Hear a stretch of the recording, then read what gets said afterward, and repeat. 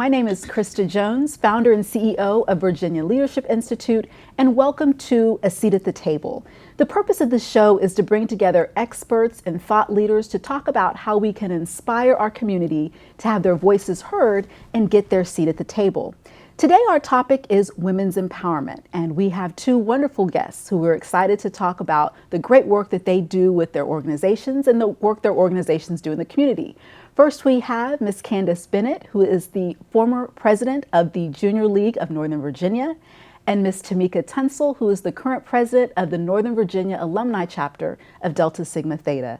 Welcome, Candace, and welcome, Tamika. Thank you. Thank you. So let's go ahead and get started. Can you each tell me just a little bit more about your organizations and the role that you have played in your organizations? We'll start with Candace. Certainly. So the Junior League of Northern Virginia, our chapter has been around since 1955. Our mission is to promote volunteerism, develop the potential of women, and improve our communities through the effective action of trained volunteers. Excellent. Thank you very much. And Tamika, can you tell me a little bit more about Delta Sigma Theta, but not only the organization as a whole, but what you're doing locally in the Northern Virginia chapter? Absolutely, absolutely. So Delta Sigma Theta was founded on the campus of Howard University, January 13, 1913, by 22 women who felt the need to form an organization to do more in the community and get more involved socially and as far as education and economic development and so forth. I am so proud to be the president of the Northern Virginia Alumni Chapter. So we service the Arlington, Alexandria, City of Falls Church, and City of Fairfax communities. And we have a variety of different programs throughout the year. We base our programs on a 5-point thrust, which is our national programmatic thrust, and we're responsible for carrying out the programs on the local level. Some examples, we have a women's empowerment workshop every year. We have a variety of youth programs that serve the grades from grade 5 to grade 12. We do SOL tutoring.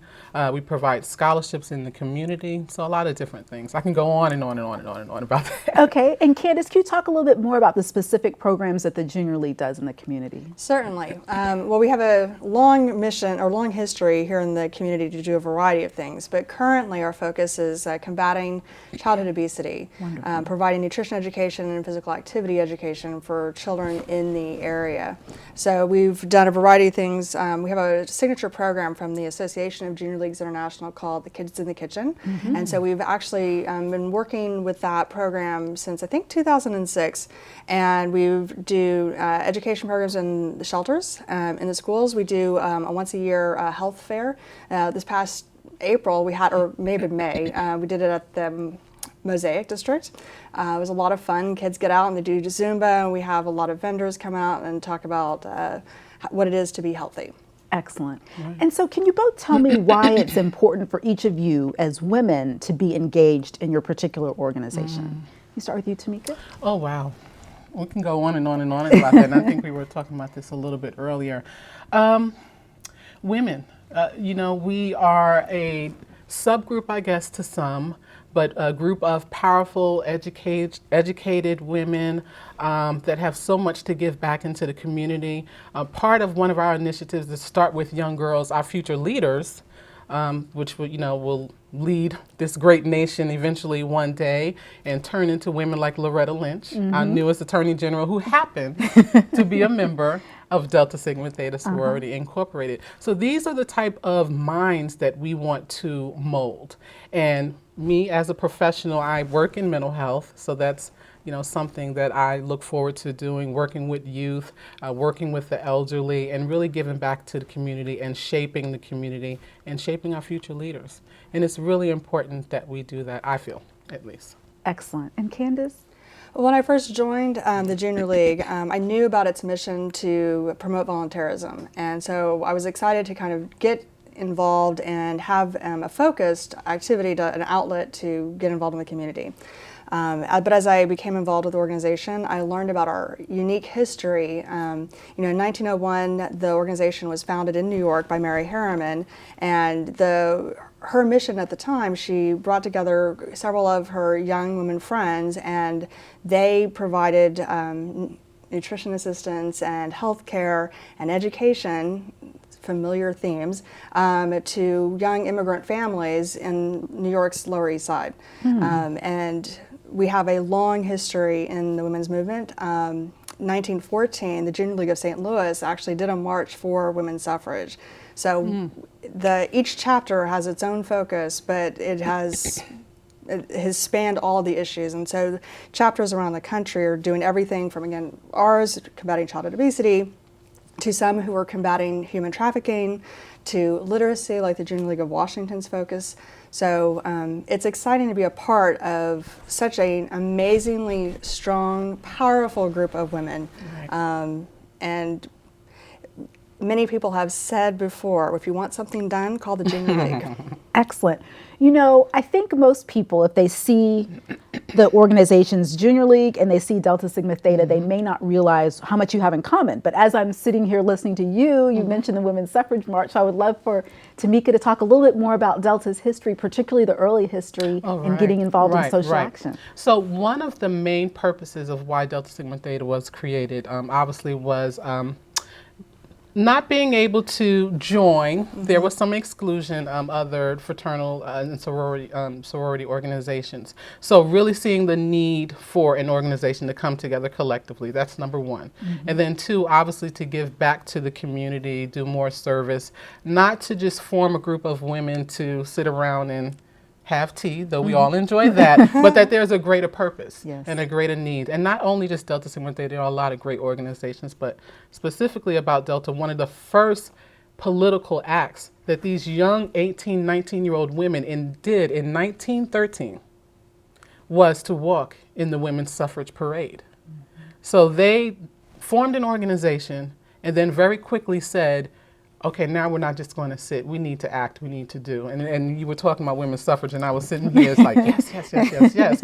Because from the beginning, that is what Delta Sigma Theta has been about. Getting involved on many different levels and many different platforms and seeing the need. And now as we come into this age, you know, we celebrated Centennial in 2013. 100 plus years old now, and now the game has changed. We're like, what do we do now in this second century? You know, things are very different, but we have to evolve in some way and still have that historical base that we came from, social action and service.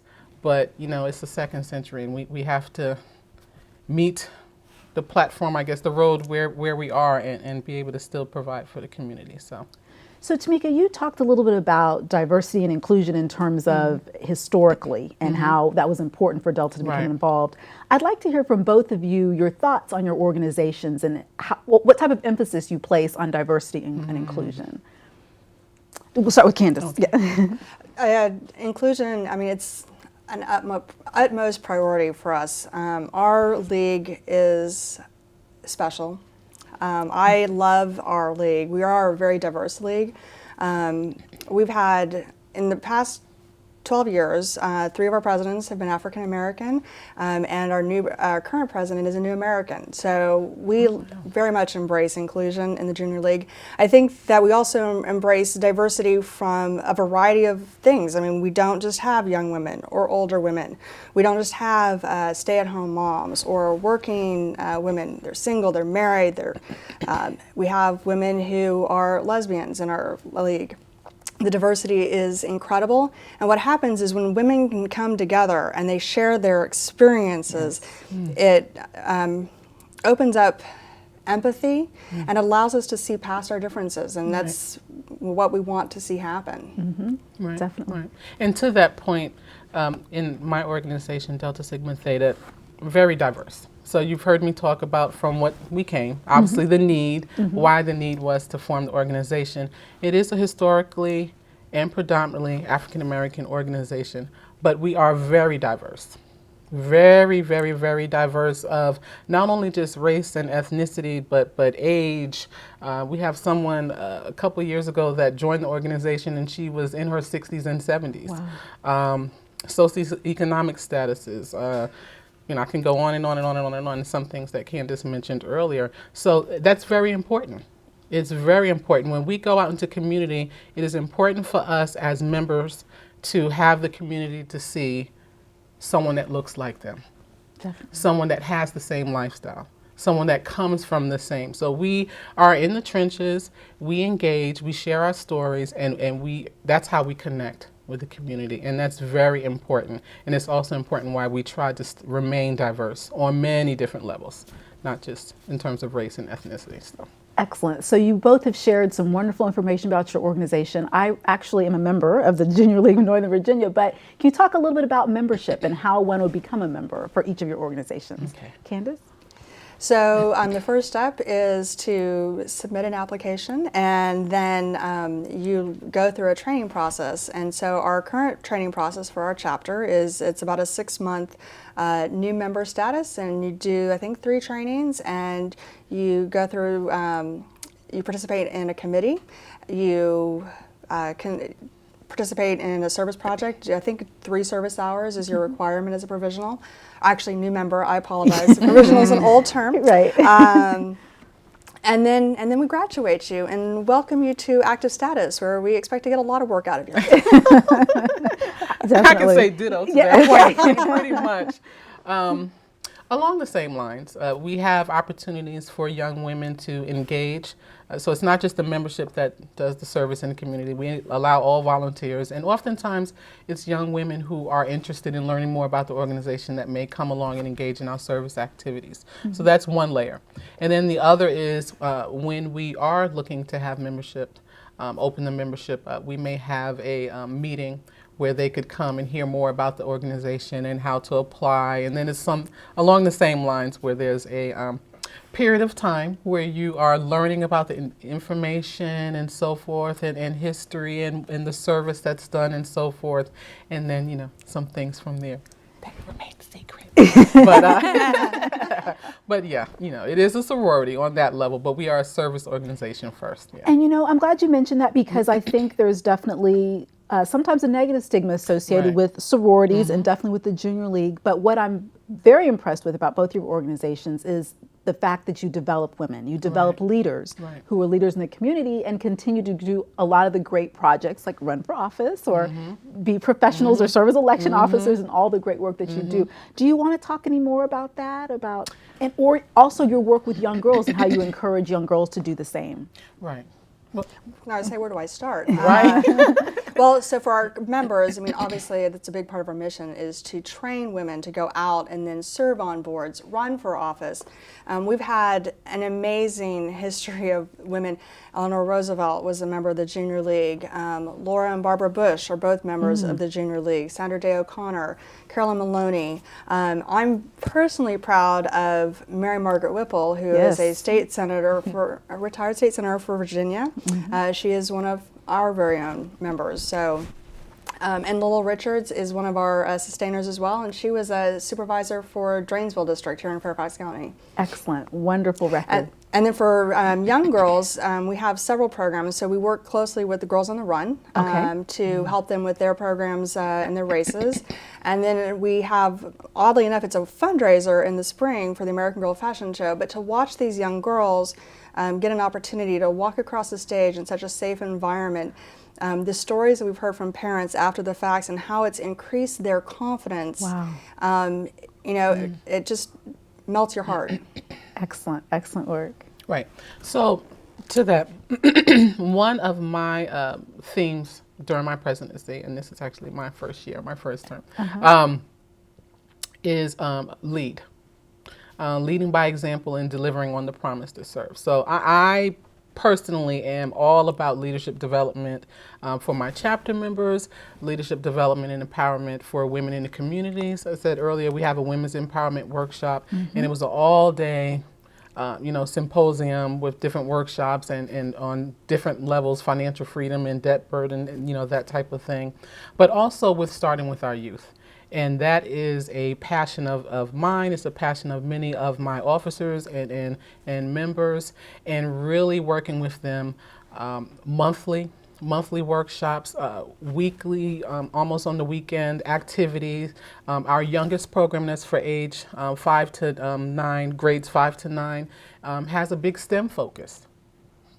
Big push Excellent. about STEM. Excellent. So we have different members who are engineers and mathematicians and so forth that will come, and they work in different science fields and technology, and they'll do a workshop with them all day long, and the girls love it.